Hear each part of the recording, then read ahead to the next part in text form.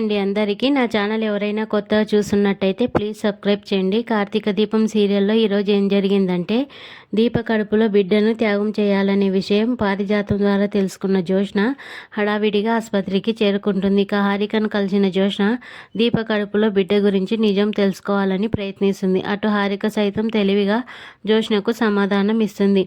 Doctor, మా మమ్మీకి bone marrow transplantation అంటే జ్వరానికి ఇంజెక్షన్ ఇచ్చినంత ఈజీ కాదు కదా, దీనికో పద్ధతి ఉంటుంది, ఎప్పుడు మొదలు పెడతారు అని జ్యోష్న డాక్టర్ని అడుగుతుంది. ఇక హారిక ఆమె కళ్ళల్లోకి సూటిగా చూస్తూ, జ్యోష్న కన్న కూతురిగా మీ అమ్మ ప్రాణాలు కాపాడాల్సిన బాధ్యత నీ మీదే ఉంది అని చెప్తుంది. ఇక జ్యోష్న అంతే ఆత్మవిశ్వాసంతో ఖచ్చితంగా నేనే కాపాడాలి, ఎందుకంటే నేను కన్న కూతుర్ని అని బదిలిస్తుంది.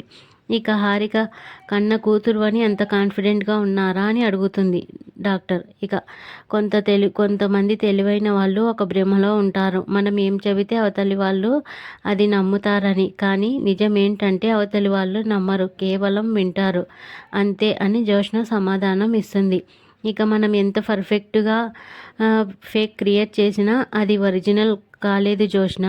కొంతమందికి మనం చెప్పే అబద్ధం నచ్చుతుంది, మరి కొంతమందికి ఏమీ జరగనట్లు నటిస్తారు, సరైన సమయం కోసం వేచి చూస్తారు అని హారిక అన్న మాటలతో జ్యోష్న ఒక్క క్షణం షాక్ అవుతుంది.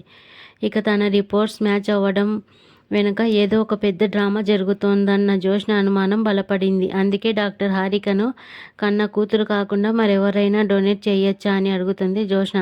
అకస్మాత్తుగా ప్రెగ్నెన్సీ ఉమెన్ డొనేట్ చేయొచ్చా అని అడగడంతో హారిక నిర్ఘాంతపోతుంది. ఇక సమాధానం చెప్పకుండానే అక్కడి నుంచి లేచి వెళ్ళిపోతుంది హారిక.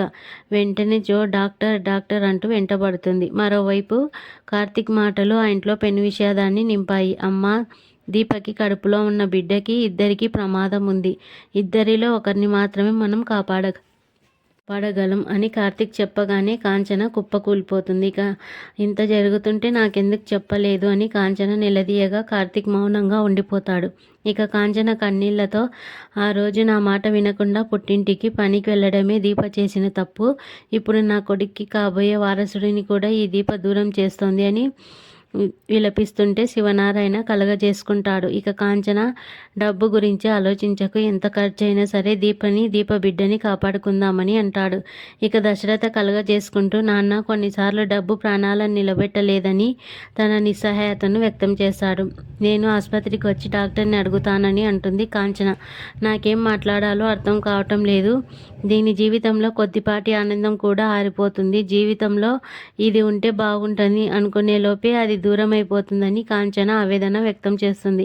ఇక అనసూయ పక్కనే ఉండి చూస్తూ, ఇన్నాళ్ళు నీ కన్న తల్లిదండ్రులు ఎవరో తెలిస్తే బాగుండు అనుకునేదాన్ని, కానీ ఇప్పుడు అనిపిస్తుంది వాళ్ళు ఎప్పటికీ తెలియకపోవడమే మంచిదని, వాళ్ళు నీ జీవితంలోకి వస్తే నీ ప్రాణం పోతుందని భయంగా ఉంది అని అనసూయ చేసిన వ్యాఖ్యలు అక్కడున్న వారందరినీ షాక్కి గురి చేస్తాయి.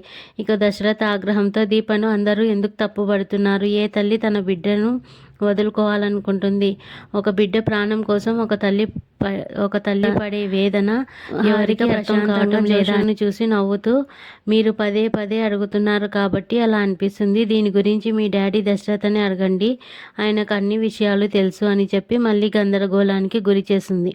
ఇంకా జ్యోష్న పళ్ళు కొరుకుతూ మనసులో, మీరంతా నాతో ఆడుకుంటున్నారు అని నాకు అర్థమవుతోంది అని వెళ్ళిపోతుంది. ఇక దీని వెనుక ఉన్న సూత్రధారి ఎవరో నేను తేల్చుకుంటాను అంటుంది జ్యోష్న.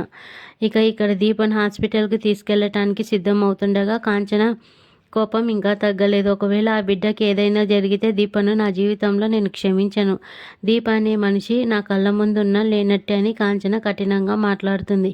ఇక కాంచన మాటలకి దీప కన్నీళ్లు ఆపుకోలేకపోతుంది.